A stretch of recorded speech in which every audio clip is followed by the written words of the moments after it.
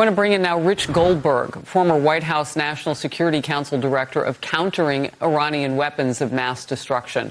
Rich, thank you for being with me today. First of all, talk to me about defending a nation against Iran when so much incoming was happening yesterday. What was coming in and what was Israel able to do? Yeah, obviously, as you've talked about, a historic, largest ever ballistic missile attack on another country.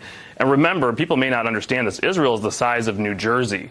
So when you're talking about 180 ballistic missiles intended to do mass casualty damage coming at a country the size of New Jersey, that is a strategic level attack.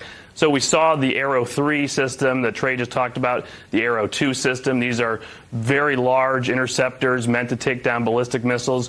The United States and Israel have worked on them for decades. Those were doing their jobs, intercepting as many threats as possible.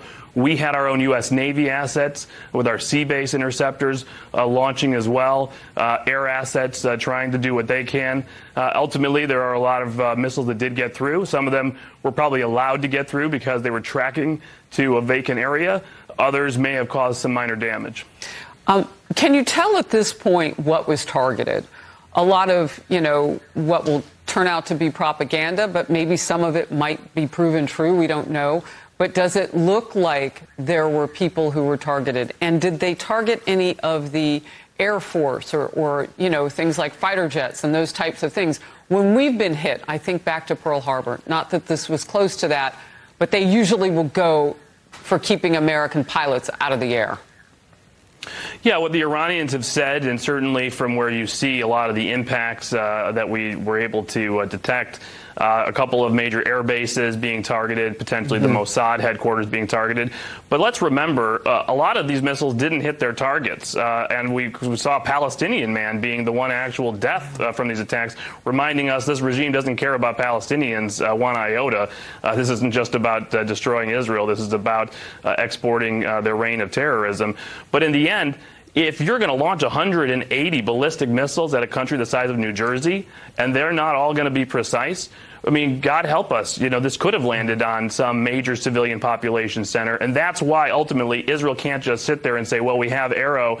It worked this time. Back in April, they didn't respond forcefully. They can't make that same decision now. And by the way, they're in a different strategic position now because they've decimated Hezbollah, that deterrent on their northern border. Now they have to respond forcefully inside of Iran. Real quickly, how does it, come together, filling, the gaps in leadership for both Hamas and Hezbollah that Israel has successfully, continuously taken out at this point?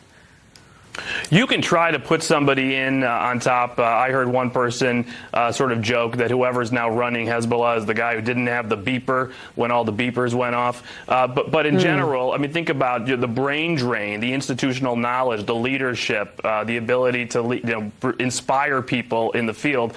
That's all gone. Command and control as a military has been decimated. Their capabilities missile-wise have been decimated. So for Hamas, on its knees, obviously Sinwar in the tunnels with the hostages, time is on the Israeli side waiting him out. Hezbollah, from a strategic capability, has been decimated. But now, as you just heard from Trey, they're in the tunnels, they're in the villages going after those capabilities as well. Yeah, I don't think we knew as much about the tunnels that Hezbollah has as we have learned about Hamas. So that's why I really have deep questions about the command and control from Iran and just how much coordination, and perhaps we'll learn that. I so appreciate your time. Rich Goldberg, thank you. You bet.